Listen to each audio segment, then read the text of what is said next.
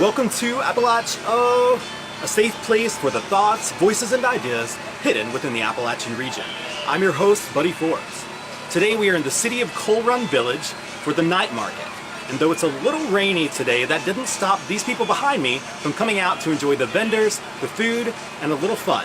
We just had a great time tonight. The weather deterred some people from coming out, but I hate they missed. It was such a good time. The music's been great. The food's been great.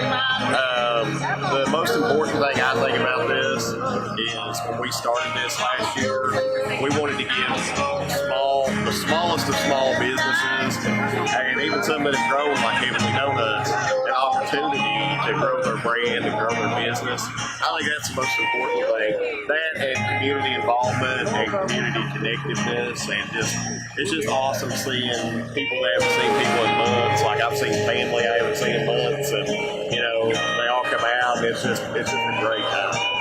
According to Sword, the Coal Run Night Market will be celebrating its one-year anniversary with a Halloween-themed market on Friday, October 26th.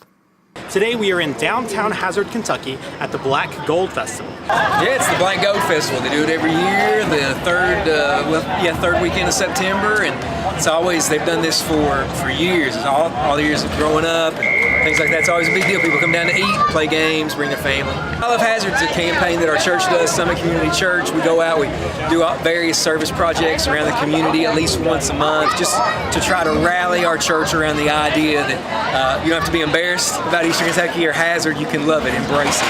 And so this is where God's put us, and so we want to make it better. I think it's a great time. It's a great time. If people want to see Hazard get better, you need to be a part of events in the area, and this is one of the biggest things that our city tries to do all year, and so you need to be a part of it if you can.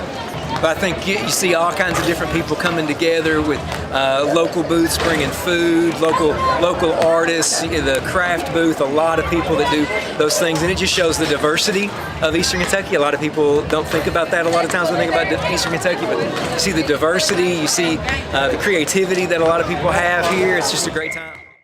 Welcome to Appalachia, a safe place for the thoughts, voices, and ideas hidden within the Appalachian region. I'm your host, Buddy Forbes. Today we are in downtown Paintsville, Kentucky, kicking off September with something called Market 606. The market is a street fair which, according to organizers, has a little something for everyone.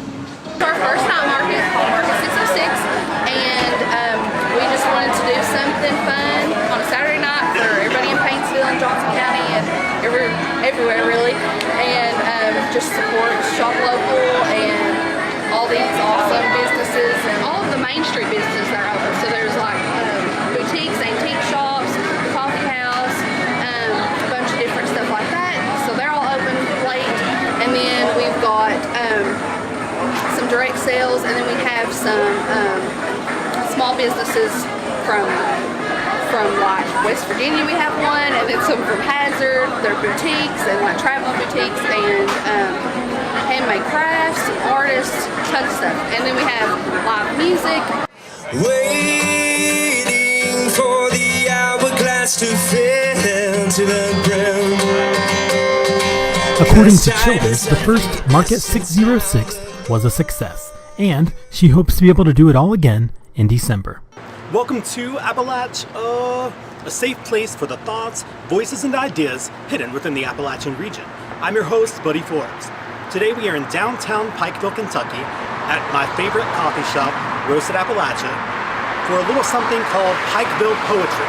We're going to find out exactly what it's all about. We were meeting with Pikeville Poetry, which is just an informal poetry group. We meet and we share poetry that we've written. We read other poetry. I provide poetry books. They have a partnership with Pike Arts. They provide notebooks and pens so people can take them home with the idea to write more and that we can connect with each other through poetry. I think that a lot of people are poets and they don't know that they're poets, but regardless of that, most people have an inner turmoil or an inner voice that they maybe don't get to express in their day-to-day life. So I think like providing an outlet for people to connect and like feel like they can explore poetry or explore that inner voice is really important, and also just to connect with other community and sit down and appreciate art together. Nobody ever has to read. You don't have to write. Like we'll have like group writing sessions, and I think usually most people end up writing, but you never have to share anything that you've written, and you definitely don't have to write. You don't have to do anything, you know. And if you come and you're like, oh, this isn't for me, and you want to leave, like there's no pressure. So I think a lot of times people think like, oh, I don't want to go and like have to read a poem or stand up in front of people or like, you know, all of that. According to Curry, the group's next event will take place in the Pikeville City Park September 29th at 1 p.m. It's part of a global initiative. I think over like 100 countries are participating in it. It's to gather in public spaces in your community and share poetry, art, music, and it's called 100,000 Poets for Change. And then our next meeting in Roasted will be Thursday, October 11th. Welcome to Appalach, a safe place for the thoughts, voices, and ideas hidden within the Appalachian region. I'm your host, Buddy Forbes. Today we are in downtown Pikeville, Kentucky for the second annual Tasting and Retail Gating, where 2nd Street and Division Street are closed off and merchants are allowed to come out, sell their products, and have a good time. Today is our second annual retail gating, wine tasting, and beer tasting event. We have this on Division and 2nd Street so we can promote the merchants and create an artisan community, let everybody come out on the street, kind of walk around, taste wine, enjoy each other's company, and have a good time. This is good for the community because it highlights our small businesses, the mom and pops, the independent people, the ones that maybe don't get the big advertising dollars that you have to do when you're a chain. So this puts people on the street right in front of the stores. It gives people a chance to know that the money that they spend here is going to be returned right into the community. So that's what this event is about, is to highlight those businesses. We have had several different kinds of booths here today. We have Pikeville Farmers Market, Sunshine Grow Shop, the Artisan Appalachian Market, and that's a new initiative by Brenda at Rustic Roots.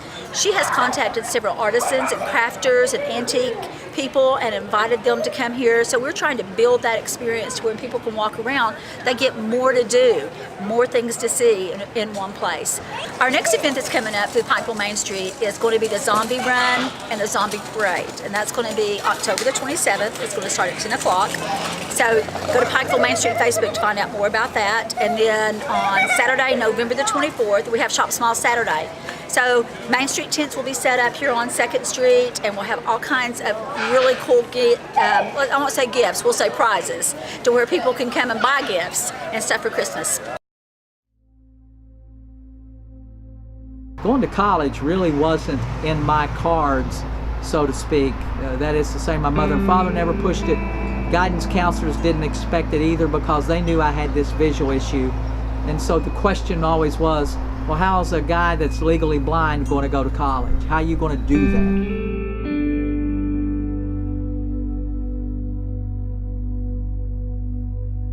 that? I have what they call macular degeneration. It's a disease that affects primarily the elderly who have diabetes. Well, I was fortunate enough to get that disorder. I guess I'd had it since birth, is what the eye doctors told me.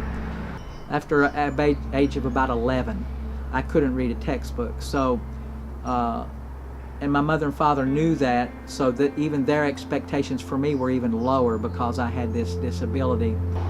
There was a program called Upward Bound. It was a federal program designed specifically for people just like me, poor kids who came from poor backgrounds, whose mother and father were not exposed to post-secondary education. So I was targeted to be one of those students. So I got in that program, and throughout the course of my high school career, the 4 years at Sheldon Clark, that program took me, and during the summers I left Martin County and came to Pikeville College, and that is when the doors opened up. This Upward Bound program helped expose me to college and put it in my head, at least at that early age, that was something that I could actually do and could possibly achieve. I first started studying psychology and political science, and I kept with those two things throughout my college career. It took me 5 years to graduate from college, but you know, I made the most of it. I accumulated a little over 170 hours, but in that time, I learned so much more, developed a lot more skills that I would come to lean on later in life by doing a lot of extracurricular activities. And at Pikeville College at the time, it was such a small environment, I was able to thrive and achieve things within that world that I probably could not, and most definitely would not have achieved at University of Kentucky or Eastern Kentucky University or even Moorhead. I entered law school in '97 and graduated in 2000, and sat for the bar exam and passed West Virginia State Bar. In '07, I became licensed as a member of the Kentucky Bar, and so I opened up an office in Pike County, Kentucky, to practice law. My life really has come full circle. I wrote actually a grant for this Upward Bound project that had helped me do what I'm doing today and gave me the insight and the courage. So I actually have written one of those, actually I have two of those grants now, one for Mingo County students and one for Pike County students. So in addition to practicing law, I have a family law practice, and I do a lot of little tiny things, divorces, child custody, bankruptcies, and car wrecks. Most anything that that the average John Doe or Jane Doe would need. So I do those in Pike and Mingo counties, as well as doing the Upward Bound program. I love Pikeville College. Well, we call it U-Pike now. It's Pikeville College to me. It's given me everything I've got today, along with this Upward Bound program, and I'm truly having some of the best. I'm having the best time of my life.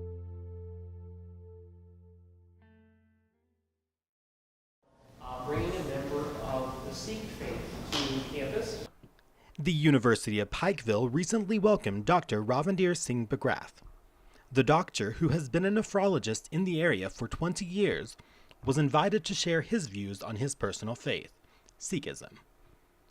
While he was unavailable for comment after the presentation, we spoke with Chaplain Rob Music to learn a little more about Sikhism. Course to Sikhism is this understanding that there is one God, and that then God, out of compassion, accepts all people, and that a person's life should be dedicated to justice.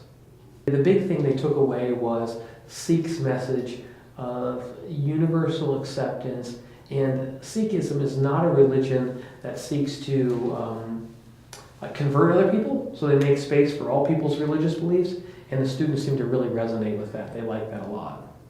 The doctor that we had, he talked about his own commitment to service, and like he worked really, really hard. He's been a nephrologist in our area for 20 years, and his commitment to hard work comes from his faith. At no moment did I leave this event going, I think I'm going to leave Christianity and become a Sikh. That's not what happened that night. But I grew with a greater appreciation. And the other thing is, there were parts of my own religious tradition that I started connecting with, and I say, yeah, I do value that with my own religious tradition. So that's, I hope that people, when we have these offerings at the school, would lean in as opposed to leaning away.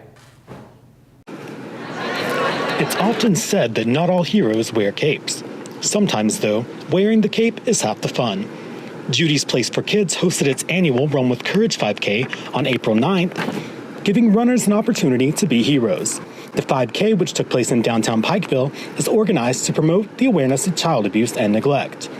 With a mission to celebrate the children in the community while fighting the evil things that happen to them, runners are encouraged to wear superhero attire.